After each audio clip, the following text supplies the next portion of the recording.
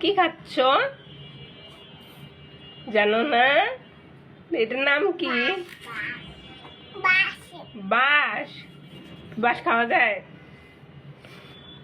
বাঁশে তো রসালো হয়। এটা খাইতে মিষ্টি লাগে।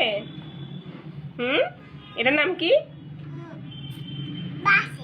বাঁশি। বাঁশ থেকে বাঁশি হয়ে গেছে। এটা দিয়ে কি তৈরি করে জানো? বলো তো কি বলে? এটার থেকে চিনি তৈরি করে, বুঝছো? এইখান থেকে রস বের করে তারপর চিনি তৈরি হয়। বুঝাইতে পারছি? তাহলে এটা কিসের লাঠি? চিনির লাঠি। কিসের লাঠি? হ্যাঁ। এটা মজা লাগতেছে? তুমি আর কখনো খেয়েছো? আর কখনো খেয়েছো? কে খাওয়াইছে? ও খাওয়াইছে। খুব মজা মজা। ফেলে দিতে হয়, হ্যাঁ, কামড় দিয়ে ফেলে দিতে হয়।